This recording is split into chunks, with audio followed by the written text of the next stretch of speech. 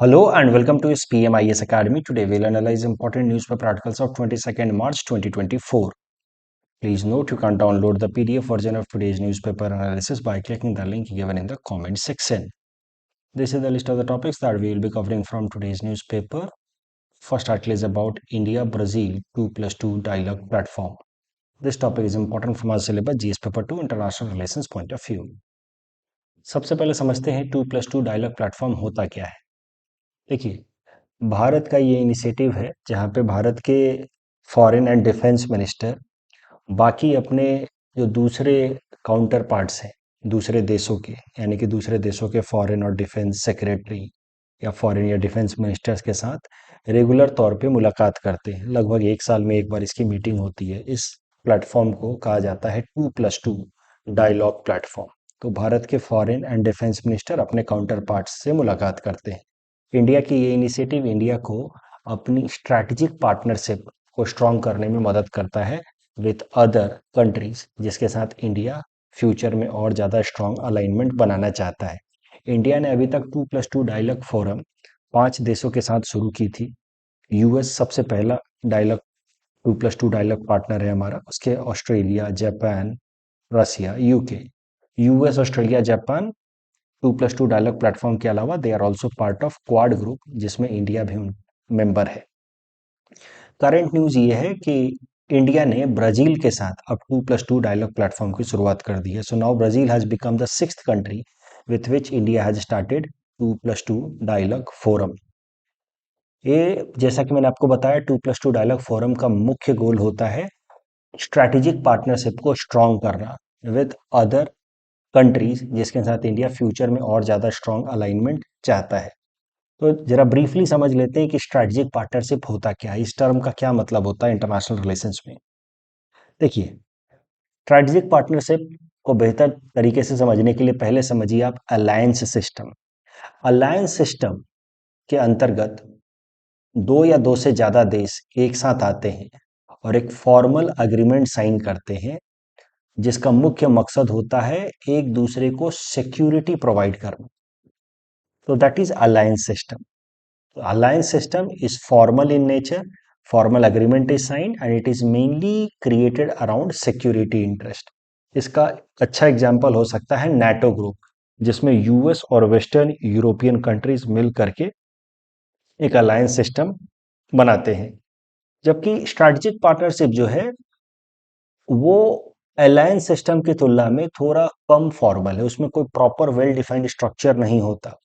और strategic partnership में सिर्फ फोकस सिक्योरिटी कोऑपरेशन पे नहीं होता है, but focus is on other areas as well. For example trade को प्रमोट करना, पीपल टू पीपल टाइज को प्रमोट करना, कनेक्टिविटी को प्रमोट करना, टेक्नोलॉजी ट्रांसफर को प्रमोट करना। तो अगर भारत की फॉरेन पॉलिसी आप देखें तो इंडिया हैज ट्रेडिशनली और historically refrained away from alliance system. हम कभी भी अलायंस सिस्टम का हिस्सा नहीं बनना चाहते थे, ना कभी बने हैं। कोल्ड वॉर के टाइम में we were neither part of US और USSR bloc nor part of USSR bloc. Cold war के टाइम में भी India followed NAM, but India has refrained from alliance system. That does not mean कि India has been following an indifferent foreign policy, कि हमें दुनियादारी से कोई मतलब नहीं है, ऐसा कुछ नहीं है। We have refrained from alliance system but we have engage into strategic partnership.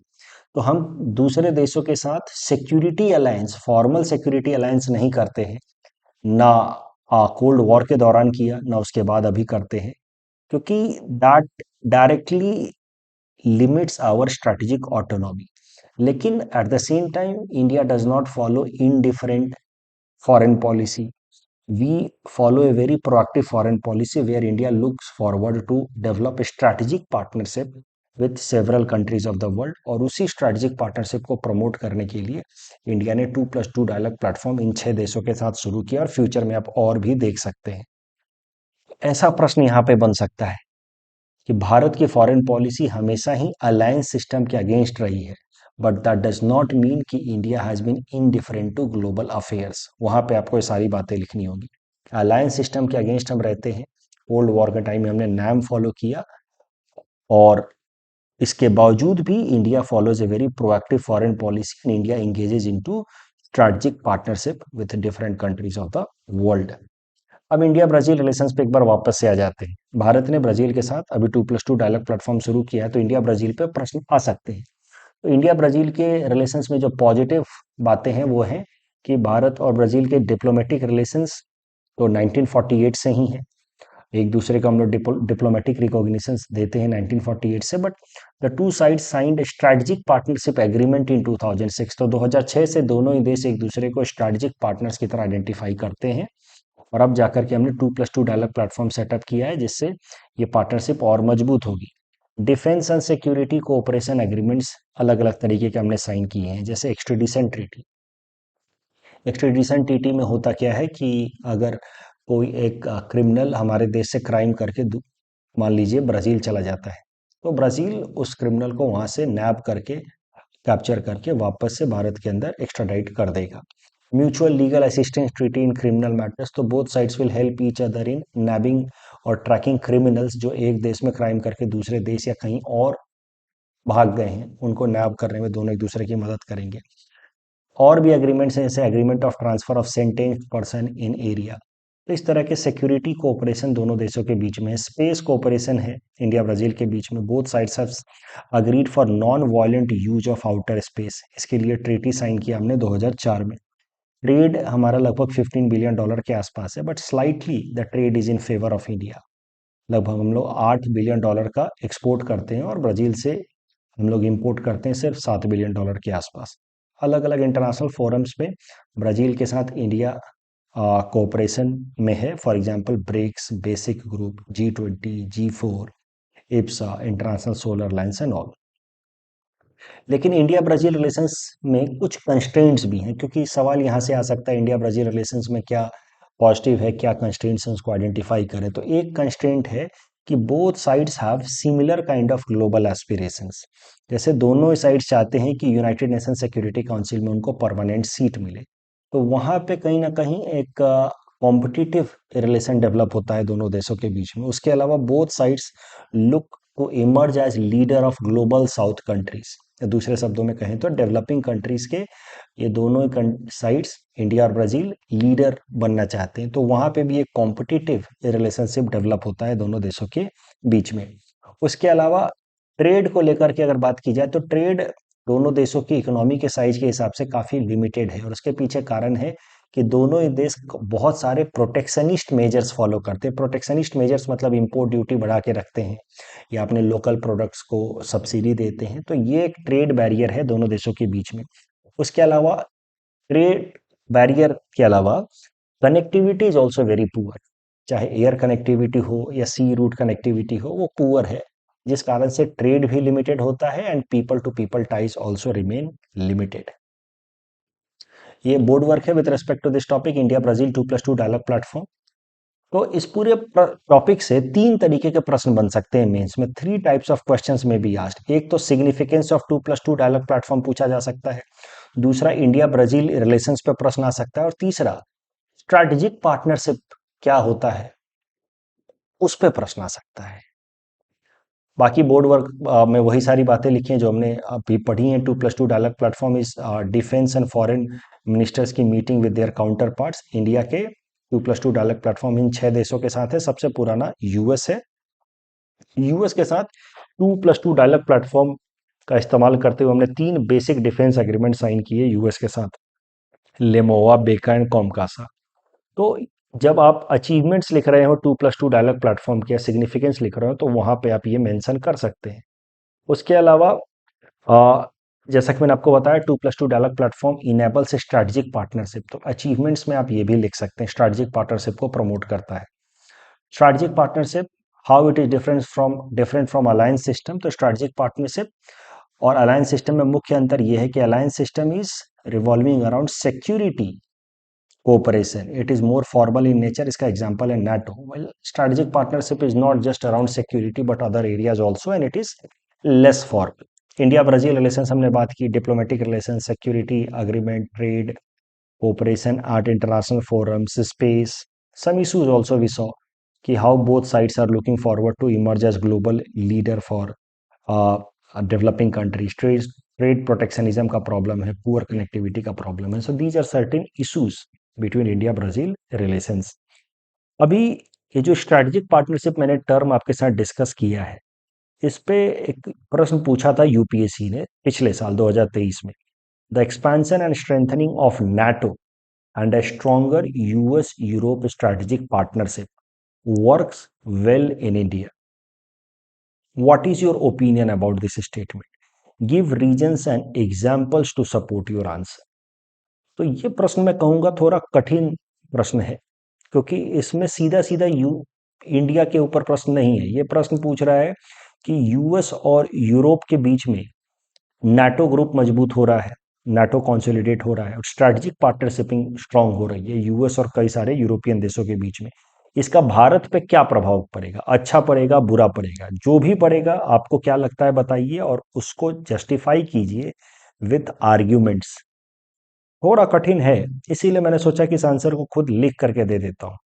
आपको पहले जस्टिफाई करना होगा कि नाटो ग्रुप मजबूत हो रहा है और आपको ये भी जस्टिफाई करना होगा कि यूएस और यूरोप की स्ट्रैटेजिक पार्टनरशिपिंग हाल फिलहाल में बढ़ रही है. पहले थोड़ा सा इस स्टेटमेंट को जस्टिफाई करना होगा, फिर आपको बताना होगा कि भारत के लिए इसका क्या असर हो सकता है. तो इस तरीके की स्टार्टिंग की जा सकती है कि US alignment with European countries through NATO and strategic partnerships is being witnessed in recent times. फिर नाटो को आप डिफाइन कर दीजिए, a security alliance of cold war era and it is still consolidating and expanding. थोड़ा सा current बातें बता देंगे तो आंसर बेहतर हो जाएगा. For example, Sweden has recently joined it as 32nd member. आपने टीटी के टाइम में, प्रीलिम्स के टाइम में पढ़ा था कि टर्की ने ऑब्जेक्शन विड्रॉ कर लिया और Sweden is about to become 32nd member of NATO. तो नाटो के बारे में आपने थोड़ा सा प्रूव कर दिया कि नाटो इज गेटिंग स्ट्रॉन्गर. फिर आप प्रूव कर देंगे strategic partnership between US and Europe is also increasing. उसके लिए आप बता सकते हैं कि new trans Atlantic agenda has been finalised between US and European countries. ये यूएस है, ये यूरोपियन कंट्रीज है, बीच में अटलांटिक ओशन है. तो कई सारे नए इनिशिएटिव्स लिए जा रहे हैं. Trans Atlantic economic partnership focusing at economic integration between US and European countries. So these two pages have been used in order to first of all justify कि NATO is strengthening and there is a stronger US Europe strategic partnership. अब फिर आप आएंगे main question पे कि alignment of the two sides have both positive as well as negative implications for India. तो rather than simply saying कि it will work well for India, आपने कहा कि थोड़े से इसके पॉजिटिव भी होंगे, थोड़े से नेगेटिव इंप्लीकेशंस भी होंगे. पॉजिटिव इंप्लीकेशंस आपने बताए, it will help in countering China's aggression. तो जब नाटो ग्रुप मजबूत होगा तो naturally they will have a strong deterrence against China, especially against China's aggression in South China Sea, जहाँ पे चाइना ने एक आर्बिट्ररी 9 डैश लाइन ड्रॉ किया हुआ है. फिर ओपन इकोनॉमिक अपॉर्चुनिटीज ओपन होंगे जब दोनों साइड साथ में आएंगे. तो these countries promote the ideas of democracy and respect for international laws. तो such shared values will also get promoted. Regional security और स्ट्रेंथन होगी. फॉर एग्जांपल हाल फिलहाल में इन्होंने stead fast defender NATO platform पे इन्होंने मिलिट्री एक्सरसाइज कराई है, which is the largest military exercise of NATO since cold war time. तो ये रीजनल सिक्योरिटी को और स्ट्रांग करेगा. इस तरीके से छोटी छोटी बातें, पीटी में आपने पढ़ा था स्टीड फास्ट डिफेंडर, इस तरह की छोटी छोटी बातें करंट अफेयर्स की आप मेंस के आंसर राइटिंग में इस्तेमाल कीजिए. काउंटर टेररिज्म, तो rise of ISIS was curbed by NATO group and its allies. उसके अलावा द अलायंस में help India to have technology transfer and also promote coordinated efforts to counter climate change. But there are some possibilities of negative implications on India as well, because NATO group का और strong होना, US Europe का और नजदीक आना, that में threat global peace and security. क्योंकि NATO का eastward expansion is the core reason behind Russia Ukraine war. NATO जैसे जैसे ईस्टवर्ड एक्सपैंड होता गया, रशियन बॉर्डर पे आ गया, that became the reason behind Russia's provocation and attack Ukraine. India के लिए डिफिकल्ट चॉइसेस आएंगे आने वाले टाइम में व्हेन नाटो बिकम्स स्ट्रॉन्गर, क्योंकि रसिया एक रिवाइवलिस्ट पावर है. तो रसिया बार बार उसको चैलेंज करने की कोशिश करेगा and then India will always be subjected to difficult choices, जैसे कि यूएस और European countries were pressurising India not to buy cheaper oil and natural gas from Russia. तो इस तरह के प्रॉब्लम्स और फ्यूचर में आएंगे जब ये ग्रुप्स और कंसोलिडेट होंगे. थ्रेट ऑफ काटसा लॉ, जो यूएस की लॉ है countering America's adversary through sanctions. That will become stronger when US becomes strong and gets support of Europe. और उस केस में रसिया से हम लोग डिफेंस इंपोर्ट नहीं कर पाएंगे। Russia still remains one of the major defence supplier for India. उसके अलावा जब ये साइट्स नज़दीक आते हैं और मजबूत होंगे, नाटो और मजबूत होगा, तो अपने सेल्फिश वेस्टेड मोटिव्स को और ज़्यादा सपोर्ट कर सकते हैं। देखिए, नाटो ग्रुप के मेंबर्स, सीधा सीधा नाटो तो नहीं, बट नाटो ग्रुप के मेंबर्स ने ही मिल करके अटैक किया था इराक के ऊपर 2003 में, और सद्दाम हुसैन को हटाया था ऑन ए फॉल्स प्रिटेक्स्ट कि Saddam Hussein has been developing chemical and biological weapons of mass destruction. और सद्दाम हुसैन को हटाने का नतीजा हुआ कि फिर the entire area became chaotic and it provided enough space for ISIS to rise. तो इस तरह के सेल्फिश एक्शंस, सीधा फॉर्मली नाटो का ये ऑपरेशन नहीं था, but NATO members led by US were behind this Iraq invasion in 2003 and that was purely a selfish idea. तो नाटो अगर और मजबूत होगा तो इस तरीके के सेल्फिश आइडियाज को और प्रमोट करेगा। हो सकता है कि अपने वेस्टेड सेल्फिश मोटिव से इंस्पायर होकर के भारत के ऊपर भी अलग अलग तरीके के दबाव दे on the false pretext like India is neglecting minority rights, और कश्मीर इशू के ऊपर इंडिया को दबाव दे। इसलिए कंक्लूजन में कुछ ऐसा लिख सकते हैं कि थोड़ा बहुत alignment of US and Europe may be good for India and for global order, but a strong consolidation of the group of US and Europe around US, क्योंकि कोर तो यूएस ही रहेगा, इट में push the world into a unipolar global order. फिर से दुनिया में एक super power आ जाएगा, वो होगा US, and this is not in interest of India which aims at multipolar global order with its own strategic autonomy. इस तरीके का कुछ आंसर लिख सकते हैं। मैं ये नहीं कह रहा हूं कि यही होगा आंसर, आंसर तो मेंस आंसर अलग अलग तरीके से लिखे जा सकते हैं, बट ये मैंने लिख करके आपको दिखाया।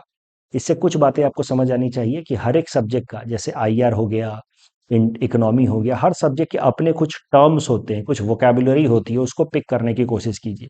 वो सब हम लोग सिखाएंगे थ्रू दीज आंसर राइटिंग, जैसे unipolar order, multipolar global order, multi alignment, ठीक है, स्ट्रैटेजिक ऑटोनॉमी, ये सब टर्म्स होते हैं इंटरनेशनल रिलेशंस के। इस तरीके के टर्म्स पिक कीजिए। इस टॉपिक के बेसिस पे प्रीलिम्स प्रैक्टिस क्वेश्चन हमने आपको दे रखा है। Please attempt this question and submit the answer in the comment section. The next article is about supreme court stay order on fact checking unit. कल ही हमने देखा फैक्ट चेकिंग यूनिट के बारे में, अब इस पे और नए डेवलपमेंट्स हो गए हैं, तो इससे रिलेटेड हमें और भी कई सारा मसाला मिल सकता है मेंस के लिए। देखते हैं, ये जो टॉपिक हम डिस्कस करने जा रहे हैं, it is very useful for essay, Indian polity as well as ethics.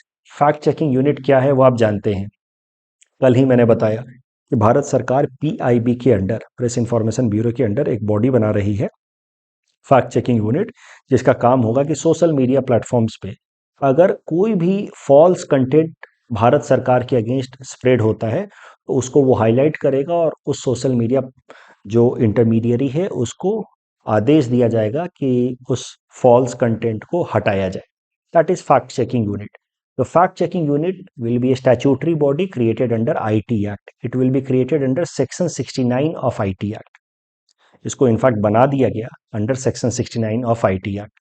Section 69 of IT act जो है, it empowers the government issue directions to block public access to any information through any computer resource. सरल भाषा में कहें तो information technology act का section 69 भारत सरकार को पावर देता है कि किसी भी डिजिटल इंफॉर्मेशन को वो ब्लॉक करा पाए from public space, public digital space. तो हाल फिलहाल में हुआ क्या, कल भारत सरकार ने फैक्ट चेकिंग यूनिट बनाया, मैंने आपको न्यूज़पेपर एनालिसिस में बताया भी, और आज ही एक दिन बाद ही, मतलब परसों बनाया, कल के न्यूज़पेपर एनालिसिस में हमने इसको कवर किया, और कल सुप्रीम कोर्ट ने इस फैक्ट चेकिंग यूनिट पे स्टे लगा दिया, रोक लगा दिया कि अभी रुकिए, अभी आप इसको रन मत कीजिए। क्यों रोक लगाया गया? क्योंकि फैक्ट चेकिंग यूनिट जो भारत सरकार की है, इसके अगेंस्ट एक पिटीशन फाइल किया गया है बॉम्बे हाई कोर्ट में, और बॉम्बे हाई कोर्ट अभी उस पर सुनवाई कर रही है। बॉम्बे हाई कोर्ट के 2 जजेज की बेंच उस पर सुनवाई कर रही है, और उनका जो फैसला है वो फैक्ट चेकिंग यूनिट को लेकर के स्प्लिट हो गया। एक फैक्ट चेकिंग यूनिट के फेवर में फैसला दे रहे हैं, दूसरा अगेंस्ट दे रहे हैं, इसीलिए अभी फाइनल वर्डिक्ट नहीं आ पाया है। तो सवाल ये है कि सर फैक्ट चेकिंग यूनिट के अगेंस्ट कंप्लेन क्यों किया गया है बॉम्बे हाई कोर्ट में? आखिर what is the basis for this petition against fact checking unit in Bombay high court? तो पिटीशन का बेसिस है जो पेटिशनर्स हैं उनका कहना है कि this fact checking unit is violative of freedom of speech. आप कुछ भी सरकार का जेन्युइन क्रिटिसिज्म भी करेंगे, सरकार उसको फैक्ट चेकिंग यूनिट के थ्रू रिमूव करवा देगी। So it is restricting our freedom of speech, it is arbitrary in nature and it is anti democratic. और इसी को लेकर के फिर पिटीशन फाइल किया गया बॉम्बे हाई कोर्ट में। बॉम्बे हाई कोर्ट का अभी तक फैसला आ नहीं पाया। सरकार ने फिर भी फैक्ट चेकिंग यूनिट को कल लॉन्च कर दिया, क्योंकि बॉम्बे हाई कोर्ट का फैसला स्प्लिट वर्डिक्ट हो गया। सुप्रीम कोर्ट ने रोक लगा दिया, बोला अभी आप वेट कीजिए, अभी बॉम्बे हाई कोर्ट इस मैटर पे और सुनवाई करेगी, अब 3 जजेस की बेंच बनाएगी और वो जो कहेंगे उसके बेसिस पे आप डिसाइड करेंगे कि फैक्ट चेकिंग यूनिट को आप इंप्लीमेंट करेंगे कि नहीं। तो बॉम्बे हाई कोर्ट की अब 3 जजेस की बेंच बैठेगी और वो फैसला करेगी कि फैक्ट चेकिंग यूनिट कॉन्स्टिट्यूशनल है या अनकॉन्स्टिट्यूशनल। पिटिशनर्स का कहना है कि it is violating our fundamental right, that is freedom of speech and expression guaranteed under article 19। तो 2 जजेस जो हैं, जस्टिस नीला गोखले जी, वो कहती हैं कि rights of citizens to participate in the representative democracy is meaningless unless they have access to authentic information. तो नीला गोखले जी favour में है एफसीयू के, कि एफसीयू इस बात को निर्धारित करेगा कि जो भी इंफॉर्मेशन हमारे पास आ रहा है वो ऑथेंटिक है, फॉल्स इंफॉर्मेशन को एफसीयू रिमूव कर देगा। जबकि जस्टिस पटेल कहते हैं कि ऐसा भी तो संभव है कि सरकार जेन्युइन क्रिटिसिज्म को भी सप्रेस कर दे, और डेमोक्रेसी में जेन्युइन क्रिटिसिज्म को सप्रेस करना would be considered as undemocratic feature and he says कि it would be basically a kind of restriction over freedom of speech. तो यहां जाकर के मामला डिवाइड हो गया। अब यहां पे मेंस में प्रश्न कैसे बन सकता है? फैक्ट चेकिंग यूनिट इतना ज्यादा डिस्कशन में है कि अब मुझे लगता है कि इस पे मेंस में प्रश्न बन सकता है। प्रश्न पहले भी आए हैं इस तरीके के, आगे भी बन सकते हैं। ऐसा प्रश्न बन सकता है कि social media is a double edged sword. Ethics में भी बन सकता है, इंडियन पॉलिटी में भी बन सकता है। ये दो धारी तलवार है। क्यों? क्योंकि देखिए, media is consider to be fourth pillar of democracy. क्यों? क्योंकि मॉडर्न टाइम में डेमोक्रेसी कैसे प्रैक्टिस होती है, हम और आप अपने रिप्रेजेंटेटिव्स को चुन करके भेजते हैं लेजिस्लेटिव हाउस में, और वहां पे वो हमारे रिप्रेजेंटेटिव्स हमारे बिहाफ पे कानून बनाते हैं। बट हम लोग जो इलेक्ट करके अपने रिप्रेजेंटेटिव्स को भेजते हैं, उस इलेक्शन के पीछे बेसिस क्या होता है? बेसिस होता है इंफॉर्मेशन जो हमारे पास आते हैं। उसी के बेसिस पे तो हम निर्धारित करते हैं कि कौन सी पार्टी अच्छी है, कौन सा कैंडिडेट अच्छा है। और इंफॉर्मेशन पहुंचाने का काम होता है मीडिया का। अगर मीडिया हमें जेन्युइन इंफॉर्मेशन पहुंचाए सारी पार्टियों के बारे में, सारे कैंडिडेट्स के बारे में, तब जाकर के हम सही फैसला ले पाएंगे और तब जाकर के हम सही कैंडिडेट को चुन पाएंगे। And then only true democracy can be practised. That is why media का जेन्युइन होना बहुत इंपॉर्टेंट है for democracy, and this media is known as fourth pillar of democracy. Modern time में social media has emerged as the most popular and strongest form of media. तो इसका मतलब है कि सोशल मीडिया का सही होना, अच्छे से काम करना जरूरी है अगर डेमोक्रेसी को सरवाइव करना है तो। बट सोशल मीडिया के साथ प्रॉब्लम क्या है कि सोशल मीडिया पे एवरीवन इज कंटेंट जनरेटर। हर इंसान ही कंटेंट जनरेटर है। अभी मैं वीडियो डाल रहा हूं सोशल मीडिया पे, यूट्यूब पे, आप उसके नीचे कमेंट डाल रहे हैं। तो सोशल मीडिया पे तो हर इंसान कंटेंट जनरेटर है। इसके अलावा जो पहले के मीडियाज हुआ करते थे, ट्रेडिशनल मीडिया जैसे कि प्रिंट मीडिया, अखबार, एंड डिजिटल मीडिया जैसे कि न्यूज चैनल्स एंड ऑल, उनका अपना एक प्रॉपर वेल डिफाइंड सोर्स हुआ करता था। कहाँ से आ रहा है, जैसे ये इंसान बोल रहा है, इस चैनल से बोल रहा है, तो बेसिकली वहां पे अकाउंटेबिलिटी हुआ करती थी। And there is a proper vetting process, proper check करने का एक सिस्टम है। क्योंकि कल को अगर अखबार अगर गलत इंफॉर्मेशन छापता है, झूठा इंफॉर्मेशन छापता है, तो आप उसके खिलाफ क्वेश्चन कर सकते हैं। बट सोशल मीडिया पे कई सारे लोग एनोनिमस तरीके से कई सारी बातें फैलाते हैं और उसका कोई वेटिंग या चेकिंग प्रोसेस नहीं है। So that is a problem with social media, and that is why social media को अगर ठीक तरीके से रेगुलेट नहीं किया गया तो it might lead to hate speech, communal disharmony, defamation of individuals, institution, government, cyber bullying, economic crisis या चैलेंजेस हो सकते हैं। मूवी बॉयकॉट के ट्रेंड्स आप देखते हैं सोशल मीडिया पे चल जाता है, that leads to economic losses. Post truth society can rise because of such social media platform. Post truth society मतलब a society which is very confused and which is not at all in a position to distinguish between truth and false, क्योंकि इतने सारे information हैं public domain में कि वो society अब सही और गलत के बीच में फैसला कर ही नहीं पा रही, क्या सही है क्या गलत।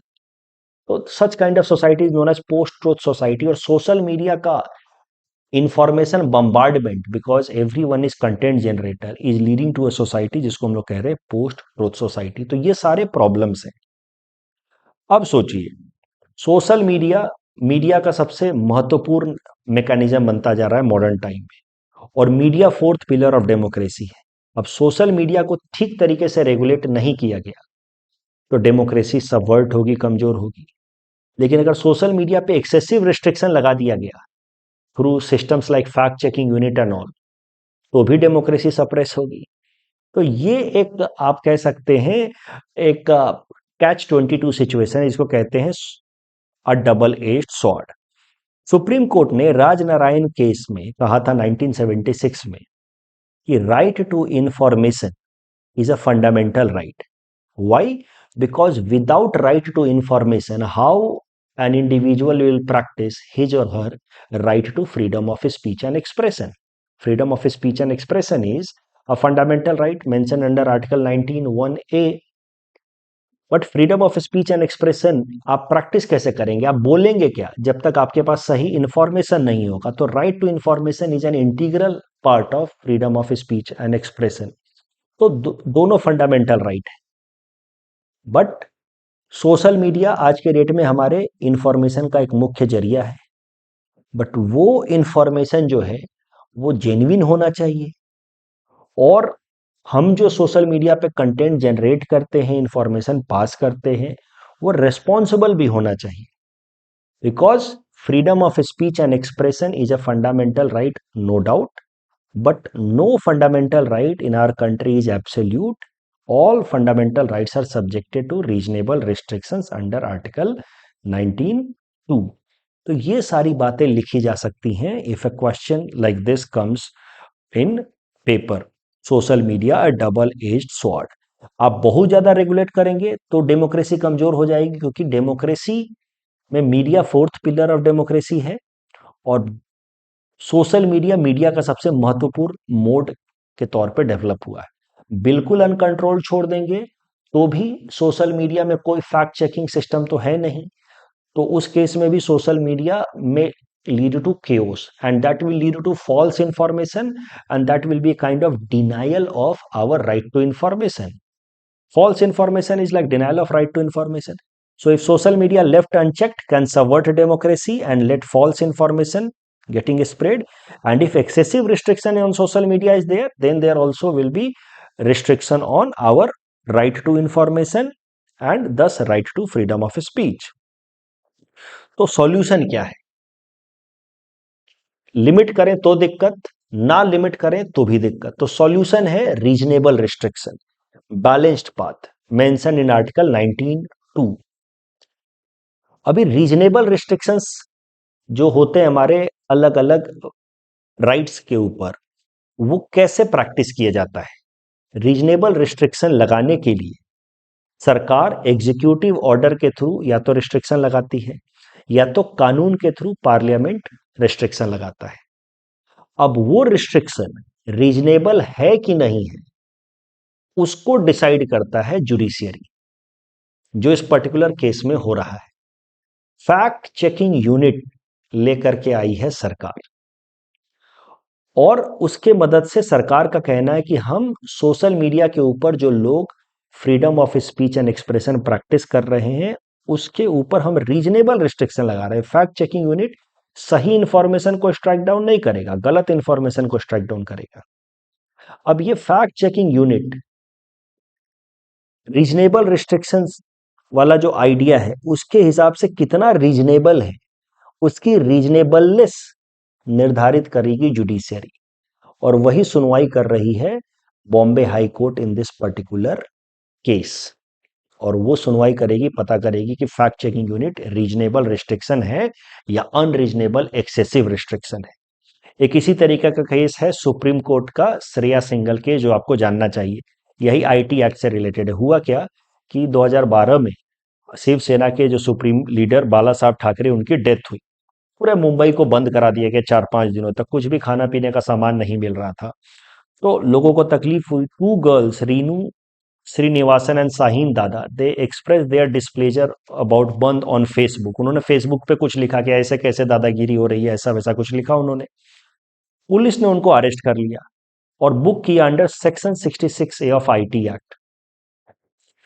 फिर उनके लॉयर श्रेया सिंघल ने केस फाइल किया सुप्रीम कोर्ट में, और श्रेया सिंघल ने क्वेश्चन किया अबाउट द लीगलिटी और constitutionality of section 66A of IT act. Shreya Singhal का कहना था कि this section 66A of IT act is putting excessive restriction on freedom of speech and expression.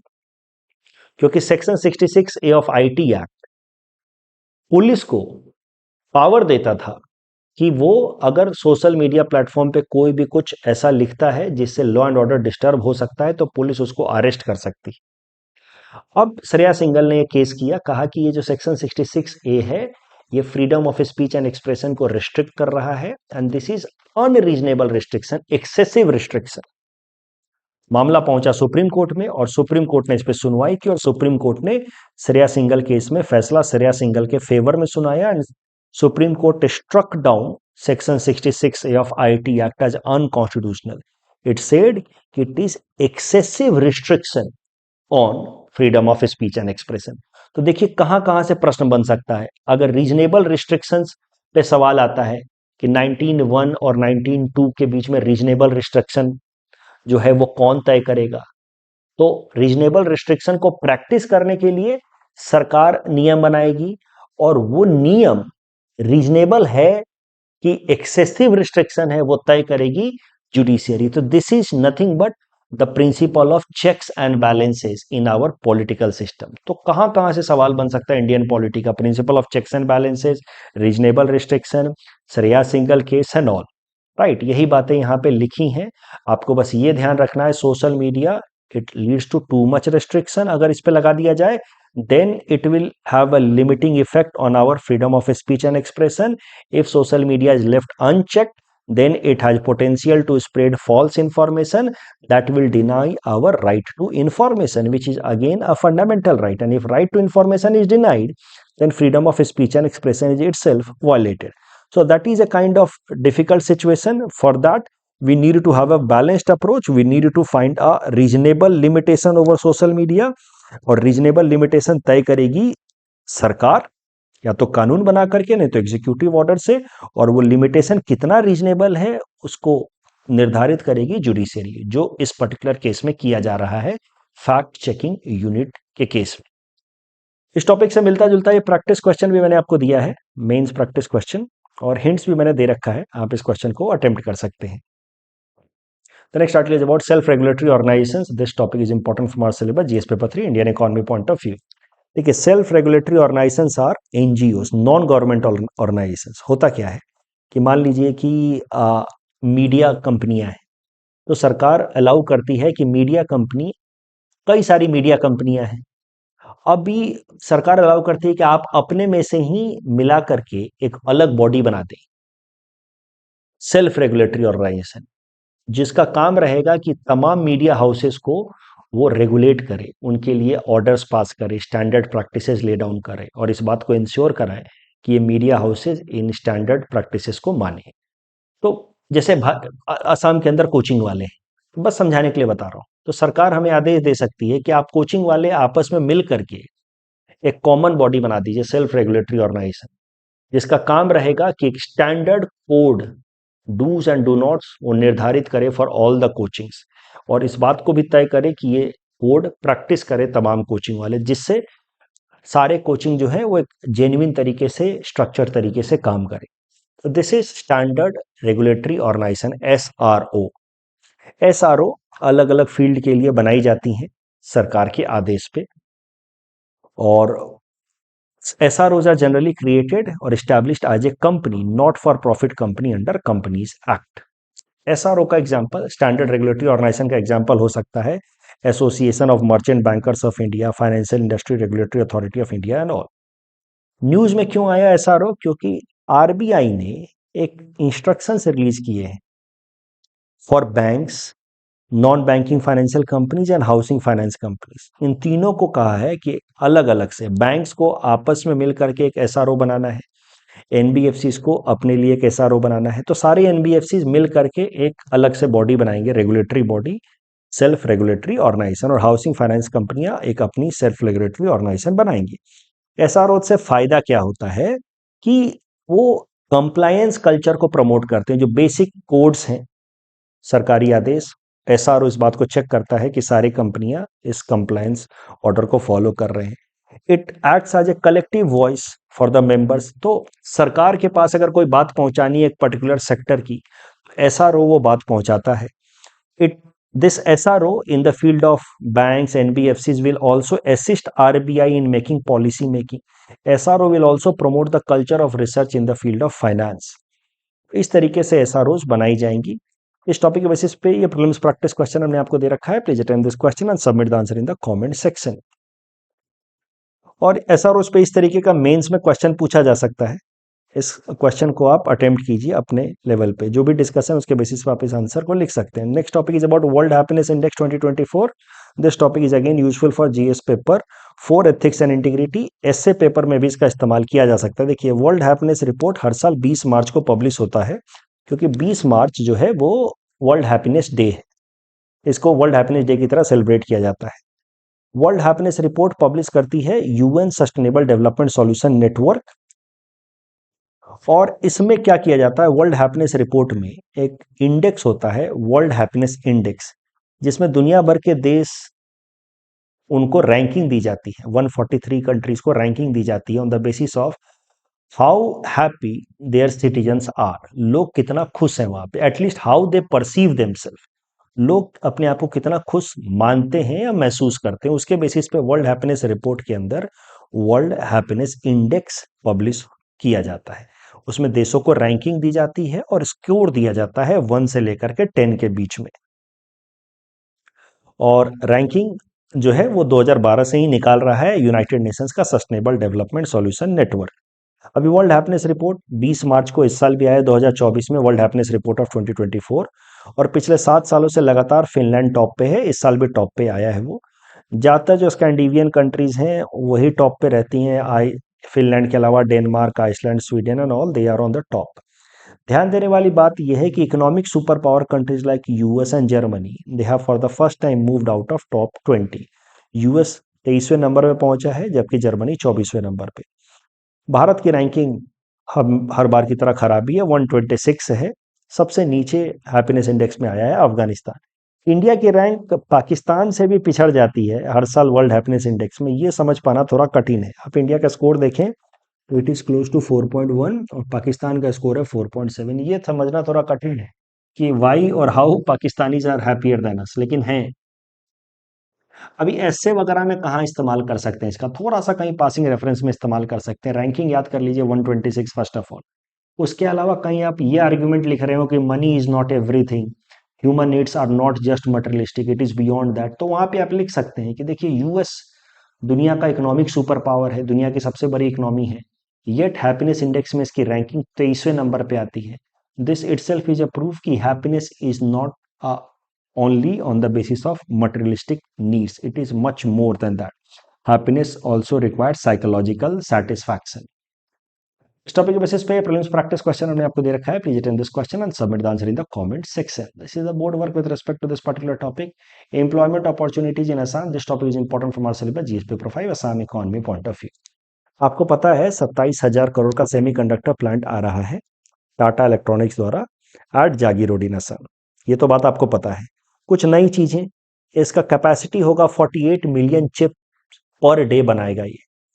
और एक और जरूरी बात जो आप कहीं पासिंग रेफरेंस में इस्तेमाल कर सकते हैं मेंस आंसर लिखते वक्त, कि 1800 youth from Assam, mostly women, are being trained at Tata facility in Bengaluru, who will occupy leadership position once the plant gets operational in 2025। तो कभी मान लीजिए आप आंसर लिख रहे हो विमेन एम्पावरमेंट के लिए क्या स्टेप लिया असम सरकार ने, एम्प्लॉयमेंट अपॉर्चुनिटीज ऑफ यूथ को प्रमोट करने के लिए क्या स्टेप लिया असम सरकार ने, तो वहां पे आप लिख सकते हैं कि 1800 यूथ को ऑलरेडी ट्रेन किया जा रहा है, स्पेशली विमेन को, ताकि ये टॉप मोस्ट लीडरशिप पोजीशन वो होल्ड कर पाए in this new semiconductor plant.